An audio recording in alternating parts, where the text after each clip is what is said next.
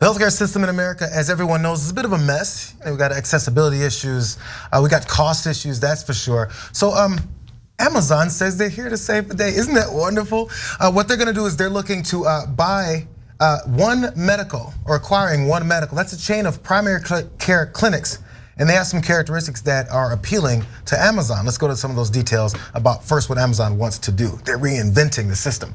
So healthcare has been tantalizing to Amazon executives who believe it's an immense market, rife with inefficiencies and generally lacking the kind of customer-focused approach that Amazon tries to take with its businesses. Very nice.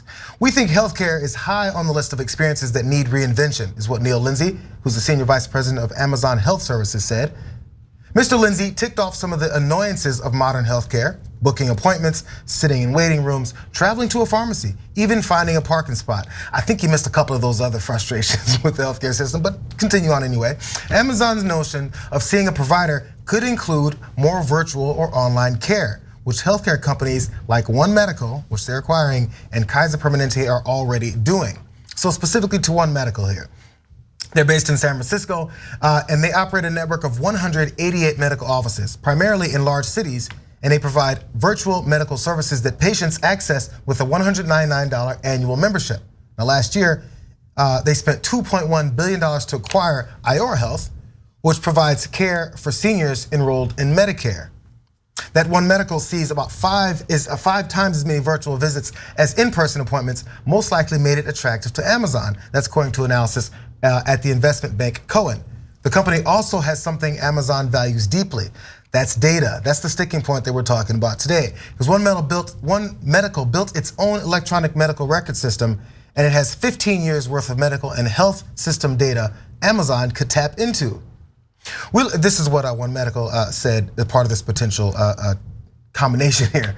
We look forward to innovating and expanding access to quality healthcare services together. That's what One Medical's chief executive said.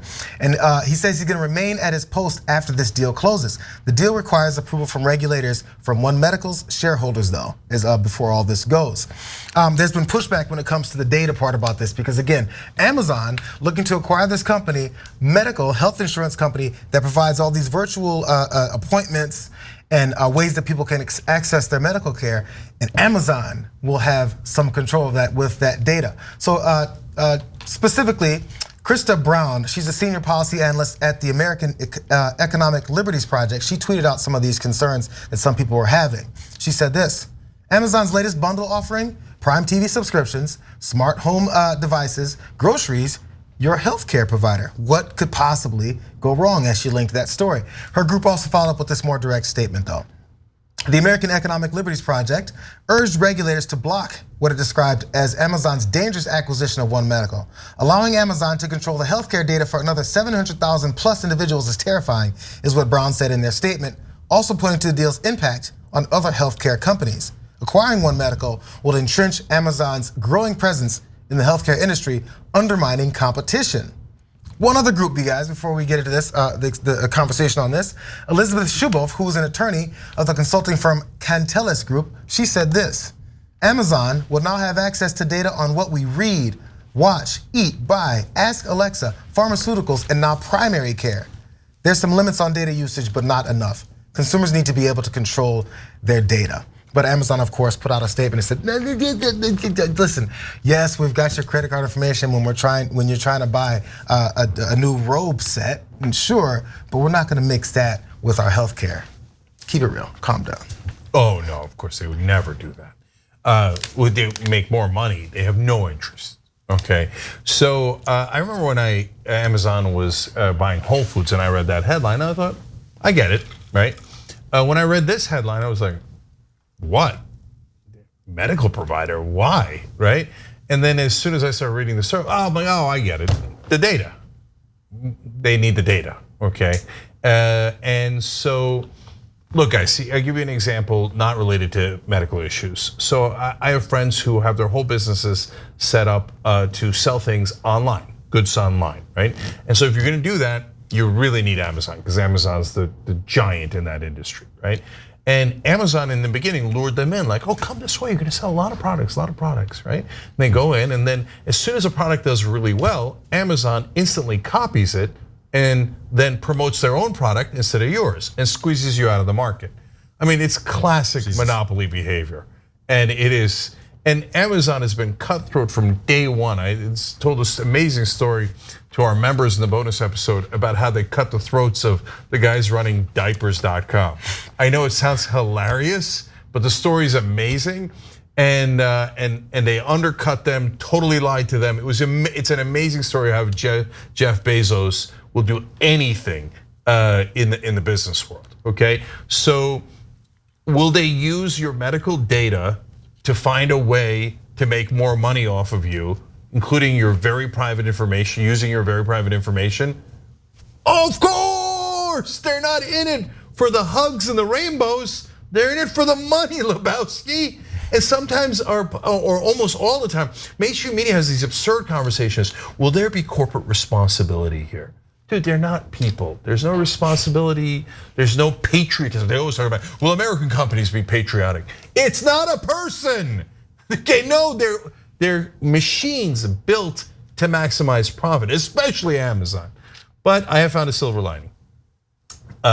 Because they're always telling us, the lying politicians and the lying media are always telling us, oh, your private insurance is so great. Oh, Medicare for all, you wouldn't want government insurance. You'd have to wait on long lines. I just booked an exam for myself, September 29th. I did it today, okay? So what is that? How many months from that is now? That's like 2.5 months from now? That's private insurance, oh, it's so amazing. Well, the one thing Amazon's good at is quick delivery. So they might be like, chemo, boom, dropped it at your door. Okay, here you go, a day later, you're fine. It's not gonna happen. Yeah, let's hope not. It's a creepy story though, because everything is about the consumer experience, right? There are so many weird quotes from Amazon about this. They say, this is an experience that could use reinventing. And then they say, they want to nail the consumer experience. We're talking about healthcare, right? Healthcare has been commodified. The consumer experience here oftentimes is ensuring you keep your life.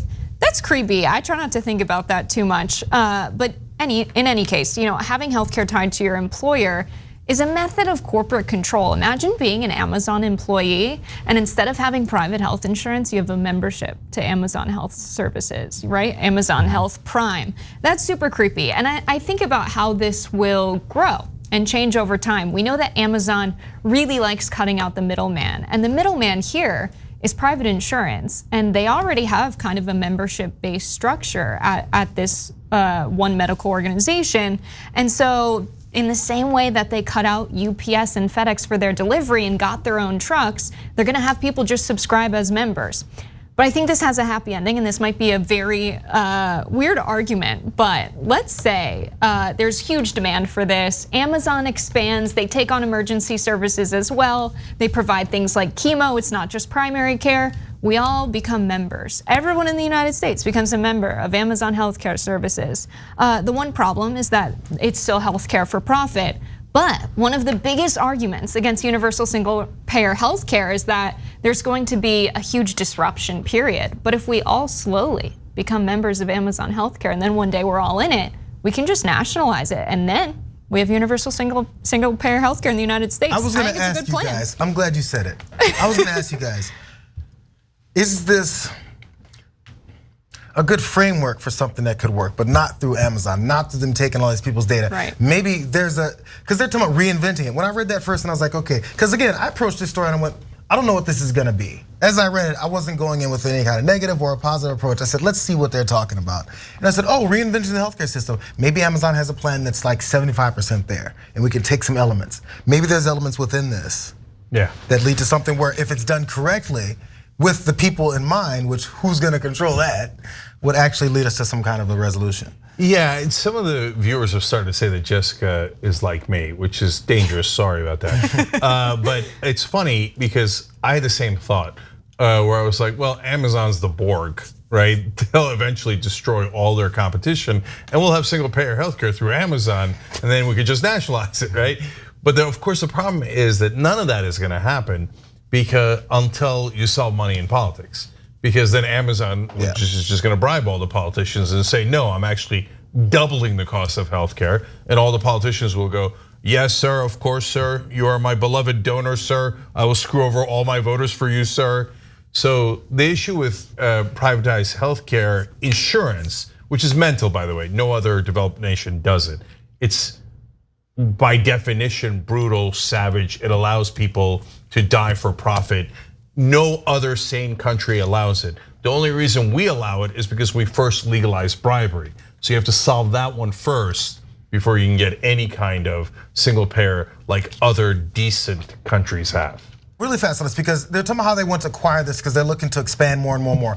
There's always the thought of corporations like this to expand, expand, expand, expand. They don't care about the healthcare industry or actually trying to transform it. They're transforming it for the sake of expanding more. They've tried it in smaller doses. They tried it with different amounts, with different companies and different approaches, and it didn't work out. And they're like, oh my God, we're taking this huge risk. I think it was 3.9 billion or something like that, if they were paying for this. And then it's gonna become, well, they put a lot of money into this one now. Maybe this one they're gonna be putting these safeguards and making sure it works a certain way. None of this was talking about helping people in their healthcare, but actually about we're expanding it, we're gonna transform it, and then maybe we can be a part of this game.